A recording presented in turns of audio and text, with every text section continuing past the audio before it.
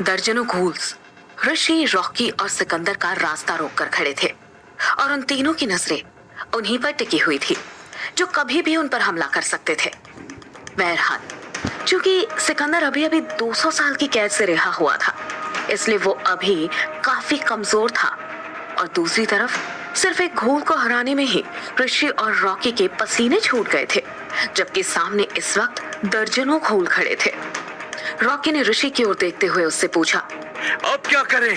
जवाब में ऋषि ने फौरन अपना वैम्पायर रूप लेते हुए कहा, तो हम वही करेंगे जिसमें हम माहिर हैं, हम लड़ेंगे।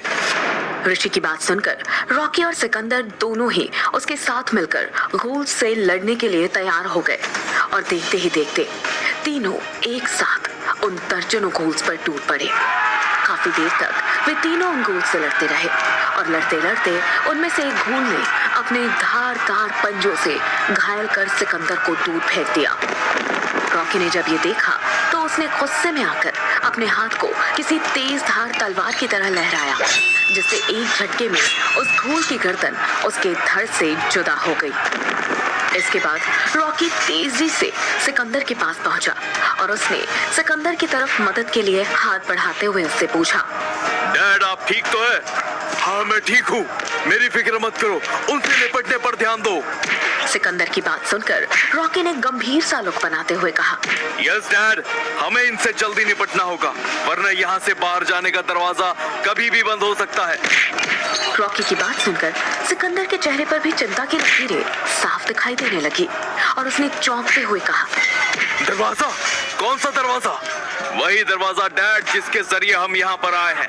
वह सिर्फ ग्रहण खत्म होने तक ही खुला रहेगा और अगर एक बार ग्रहण खत्म हो गया तो दरवाजा हमेशा हमेशा के लिए बंद हो जाएगा और हम यहीं पर फंस कर रह जाएंगे।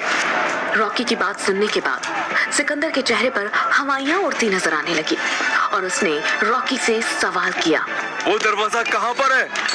यहाँ से नॉर्थ की तरफ, शायद 10-12 मील दूर। इसके बाद सिकंदर मन ही मन कुछ सोचने लगा। रॉकी ने उस पर से नजरें हटा ली और ऋषि की ओर देखा, जो अकेला ही घूल्स के एक बड़े झुंड से लड़ रहा था। ऋषि ने देखते ही देखते बड़ी बेरहमी से 3 घूल्स का सीना चीरकर उनका दिल बाहर निकाल लिया, लेकिन गिनती में कहीं ज्यादा होने की वजह से वो घूल्स उस पर भारी पड़ रहे थे। ये देखकर रॉकी सिकंदर की ओर मुड़ा और बोला, डैड, आप अभी अभी हाइबरनेशन से उठे हैं, आपकी शक्तियां अभी पूरी तरह से वापस नहीं आई है, जिसकी वजह से इस वक्त आप बेहद कमजोर हैं। इसलिए फिलहाल आप यहीं रुकिए, मैं और ऋषि जल्द से जल्द इनसे निपटते हैं। रॉकी की ये बात सुनकर उसने कुछ सोचते हुए हाँ में सिर हिला दिया और फिर रॉकी ऋषि की मदद के लिए उसके पास पहुंच गया। उस वक्त ऋषि एक ताकतवर घूल से लड़ने में बिजी था, जिसकी वजह से उसे दिखाई नहीं दिया कि एक और घूल उस पर पीछे से हमला करने वाला था। लेकिन इससे पहले कि वो दूसरा घूल ऋषि पर हमला कर पाता, रॉकी बीच में आ गया और उसकी वजह से उस घूल का वार खाली चला गया। ऋषि ने जब ये देखा तो उसने फौरन इशारों में रॉकी का शुक्रिया अदा किया और एक बार फिर दोगुने जोश के साथ उन घूल से भिड़ गया। देखते देखते उन दोनों ने मिलकर उनमें से हर एक घूल को मौत के घाट उतार दिया और उन्हें मौत के घाट उतारने के बाद अपने खून से सने हाथों को झटकते हुए दोनों ने एक दूसरे को देखा। रॉकी ने ऋषि से कहा, चलो, ये काम खत्म हुआ, अब निकलते हैं यहाँ से, इससे पहले कि वह दरवाजा बंद हो जाए। जवाब में ऋषि ने भी हाँ में सिर हिलाते हुए कहा, हाँ, ग्रहण भी खत्म होने वाला है। इसके बाद रॉकी वापस सिकंदर की ओर मुड़ा, पर यह देखकर उसके होश उड़ गए कि सिकंदर अपनी जगह पर नहीं था। सिकंदर को अपनी जगह से गायब देखकर रॉकी ने फौरन चारों ओर नजरें घुमाई, मगर सिकंदर वहां कहीं भी नहीं था और ये देखकर उसका चेहरा सफेद पड़ गया। उसने पलटकर ऋषि की ओर देखते हुए सवाल किया, डैड कहाँ गए? रॉकी का सवाल सुनकर पहले तो ऋषि ने चारों तरफ देखा, मगर फिर बुरा सा मुंह बनाते हुए कहा, आखिर दिखा ही देना सिकंदर ने अपनी असली औकात। इधर हम लड़ते रह गए और उधर वह भाग गया। आई एम श्योर वो मर्क्यूरी से बाहर जाने वाले उसी दरवाजे की ओर गया होगा जिससे हम यहाँ आए हैं। हालांकि रॉकी उसकी इस बात को मानना तो नहीं चाहता था, पर अंदर ही अंदर वो भी जानता था कि सच यही था और मौका पाकर सिकंदर वहां से भाग गया था। खैर, ये समझ में आते ही रॉकी ने बुरा सा मुंह बनाते हुए कहा, ओके, लेट्स गो। डैड अगर वहीं गए होंगे तो वह हमें आगे जरूर मिलेंगे। बोलने के साथ ही रॉकी उन दर्जनों मरे हुए घूल्स की बेजान पड़ी लाशों के बीच से होता हुआ बाहर की ओर चल पड़ा। क्योंकि वापसी का रास्ता उन्हें अच्छी तरह से याद था, इसलिए वो दोनों तेजी से आगे बढ़ने लगे। मगर इस दौरान उन्हें कुछ और भी घूल्स को मारना पड़ा।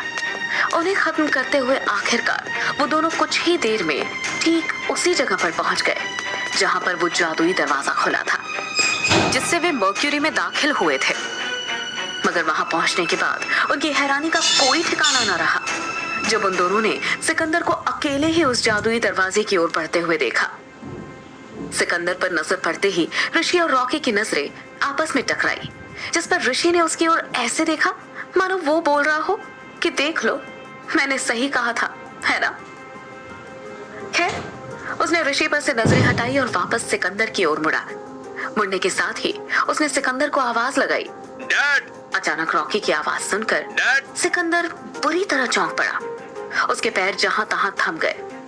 इस दौरान रॉकी तेजी से दौड़कर सिकंदर के सामने पहुंचा और सवाल किया, डैड, क्या आप हमें छोड़कर भागने वाले थे? सवाल सुनकर सिकंदर ने बुरा सा मुंह बनाया और कहा, नहीं तो मैं तो बस तुम लोगों के यहाँ पहुँचने तक दरवाजे को खुला रखने की कोशिश कर रहा था। सिकंदर ने बातें बनाते हुए कहा, मगर रॉकी को उसकी इस बात पर जरा सा भी भरोसा नहीं हुआ। खैर, वो कुछ और पूछता उससे पहले ही ऋषि की आवाज उसके कानों में पड़ी। रॉकी! वो आवाज एक तरह से चेतावनी थी और चेतावनी को समझकर ऐन वक्त पर रॉकी ने पीछे मुड़कर खुद को एक घूल के वार से बचा लिया।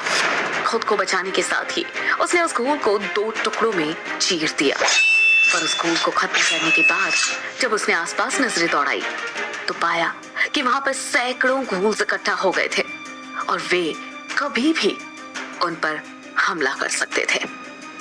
ये बात समझ में आते ही ऋषि ने बेहद समझदारी भरी आवाज में कहा, इन सब से एक साथ निपटना नामुमकिन है और ग्रहण भी खत्म होने वाला है। हमें यहाँ से फौरन निकलना होगा, इससे पहले कि दरवाजा बंद हो जाए। ऋषि की बात सुनकर बाकी दोनों ने भी सहमति में सिर हिलाया और ठीक उसी पल उन घूल्स ने भी उन तीनों पर हमला कर दिया। तीनों खुद को बचाते हुए एक साथ दरवाजे की ओर दौड़ पड़े। सबसे पहले सिकंदर और फिर रॉकी दरवाजे के उस पार कूद गए और फिर आखिरकार दरवाजा बंद होने से कुछ ही सेकंड पहले ऋषि भी उस पार कूद गया।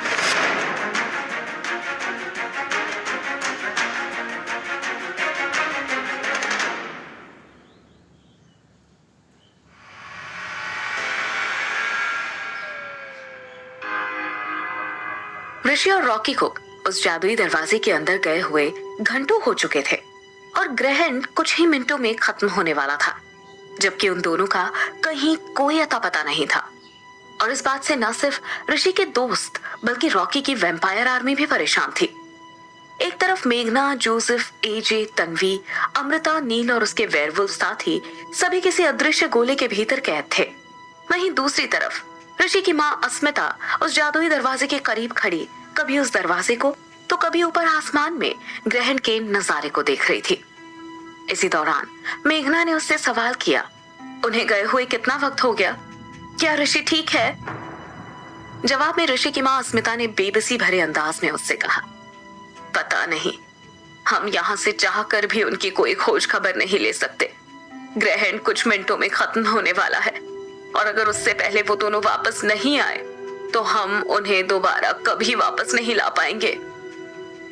ये सुनकर जहां एक तरफ मेघना और उसके दोस्तों का चेहरा बुरी तरह उतर गया, वहीं रॉकी के वफादार साथी दिलावर ने अस्मिता की ओर बढ़ते हुए कहा, अगर ऐसा हुआ तो यह तुम सबका आखिरी दिन होगा।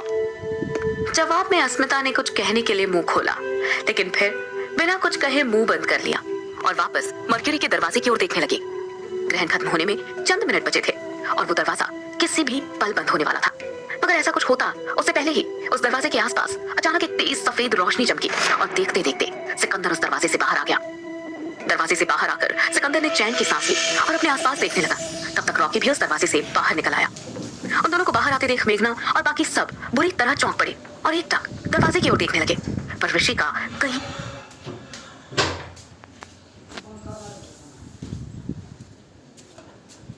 पूरा ताजा वाला है ना।